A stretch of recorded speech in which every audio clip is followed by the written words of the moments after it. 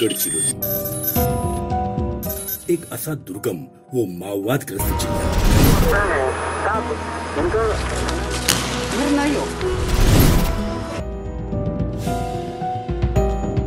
जिथे माओवाद्यांच्या दडपशाहीमुळे हिंसक कारवायांमुळे इथली जनता भीतीने भेदरलेली असायची। या भेदरलेल्या जनतेमध्ये शासनाप्रती विश्वास निर्माण करण्याची महत्त्वपूर्ण जबाबदारी गडचिरोली पोलीस दल यशस्वीपणे पार पाडत आहे।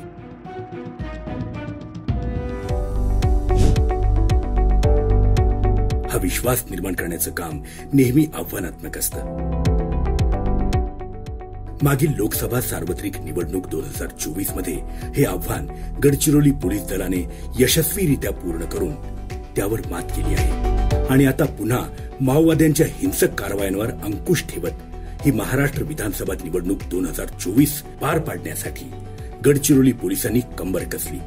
त्याकरिता बाहेर राज्यातील तसेच गडचिरोली जिल्ह्याच्या सीमावर्ती भागात आणि तेलंगणा तसेच छत्तीसगडच्या लगतच्या जिल्ह्यांसोबत समन्वय साधण्यासाठी विविध ठिकाणी 5 इंटरस्टेट कोऑर्डिनेशन मीटिंग घेण्यात आल्या आणि या विविध मीटिंग्स मधून आगामी होणारी महाराष्ट्र विधानसभा निवडणूक यशस्वीरित्या पार पाडण्यासाठी रणनीती आखण्यात आली आणि या सर्व रणनीतीला प्रत्यक्षात अंमलात आणण्याकरिता गरज होती ती मनुष्यबळाची।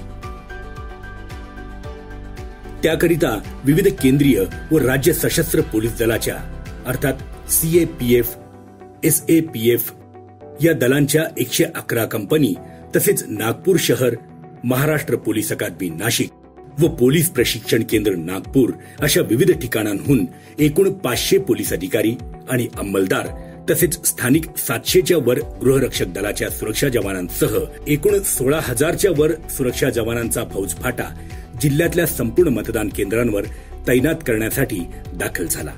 सर्वप्रथम बाहेरून आलेल्या केंद्रीय व राज्य सशस्त्र पोलीस दल, विविध घटकातून आलेले पोलीस दल आणि गृहरक्षक दलाच्या जवानांना गडचिरोलीच्या भौगोलिक परिस्थितीची ओळख करून देण्यात आली आणि माओवाद्यांच्या हिंसक कारवायांना अटकाव करणे तसेच संपूर्ण सावधानता बाळगून सुरक्षित वातावरणात मतदान प्रक्रिया पार पाडण्यासाठी घ्यायच्या आवश्यक जबाबदारीचे सुयोग्य व उच्च दर्जाचे प्रशिक्षण CTC किटाळी व BDDSच्या प्रशिक्षकांमार्फत देण्यात आले।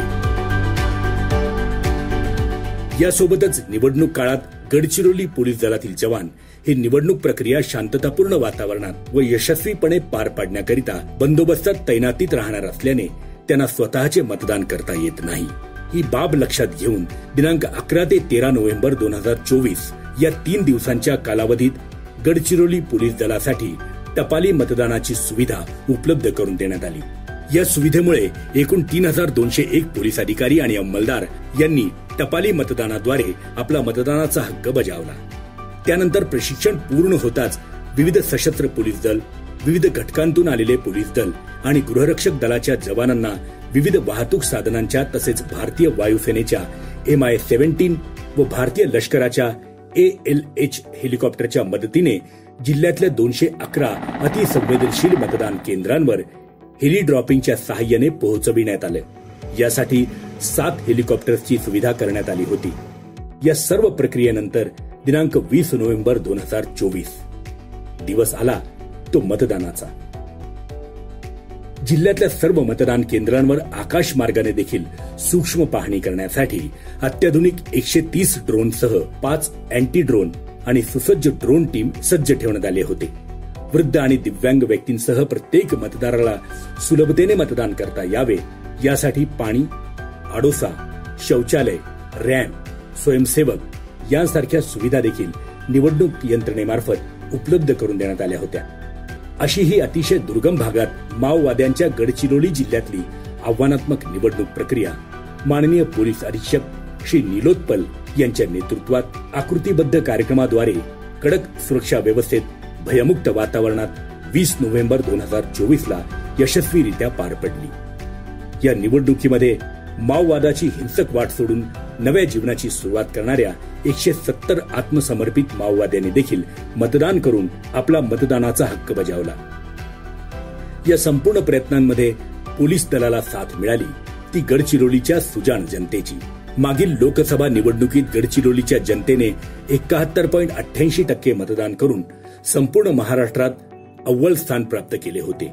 हीच साथ पुढे सुरू ठेवत दिनांक 20 नोव्हेंबर 2024 रोजी झालेल्या महाराष्ट्र विधानसभा निवडणूक 2024 मध्ये देखील इथल्या जनतेने माओवाद्यांच्या गालावर जोरदार चपराक लगावत 75.26% मतदान करीत लोकशाहीच्या या उत्सवात महाराष्ट्र राज्यामध्ये सर्वाधिक मतदान करणाऱ्या जिल्ह्यांच्या यादीत दुसरे स्थान मिळवले.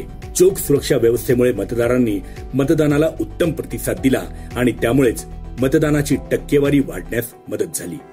त्यानंतर संपूर्ण निवडणूक प्रक्रिया पार पाडून विविध केंद्रीय व राज्य सशस्त्र पोलीस दल, विविध घटकांतून आलेले पोलीस दल आणि गृहरक्षक दलाचे जवान हे भारतीय वायुसेनेच्या आणि भारतीय लष्कराच्या हेलिकॉप्टरने गडचिरोलीला परतले आणि विविध घटकांतून आलेले पोलीस दल आणि केंद्रीय व राज्य सशस्त्र पोलीस दलातील जवान त्यांच्या मुख्यालयांकडे रवाना झाले.